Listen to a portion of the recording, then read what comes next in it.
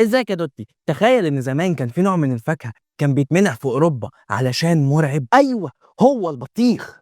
تعرف ليه؟ زمان في العصور الوسطى كانوا بيخافوا من البطيخ لانه كان بيترسم في اللوحات الفنيه كفاكهه غامضه بتنفجر بالميه اول ما تقطعها، وده كان شيء مش مفهوم بالنسبه لهم، وبيعتبروا ان الحاجه اللي ما تفهمهاش دي غالبا يا فيها سحر يا لعنه. ما شافوش المصريين وهما بيحاولوا يعرفوك الطريق وهم مش عارفينه اصلا. وطبعا كان في اشاعات انه ممكن يكون مسموم او جاي من عالم تاني اصلا، وفضلوا كده لحد ما فهموا ان البطيخ فاكهه بريئه من تهمه السحر، وانها مش هتعمل اي حاجه غير انها هتبل هدومك وانت بتاكلها، ويا سلام لو بتاكلها مع شويه جبنه وهي لسه البطيخه طالعه من التلاجة كده في طازه. بصراحه البطيخ كان ضحيه سوء تفاهم كبير، يعني لو كان في بطيخه وقتها اكيد كانت هتقول هو انا فيا حاجه مش طبيعيه ولا ايه؟ طب هو انا فعلا ما اتحبش؟ يمكن اكون مثلا علشان بابلهم. طب انا لوني الاحمر مش عاجبهم؟ قول لي بقى، ايه اغرب حاجه كنت شايفها غلط طول حياتك ولما جربتها لقيتها حلوه كده زي البطيخه في اوروبا زمان؟ لو انت على الفيسبوك والتيك توك ما تنساش الفولو واللايك، ولو انت على اليوتيوب ما تنساش السبسكرايب. وكده اقدر اقول لك يا دوتي ان الدوده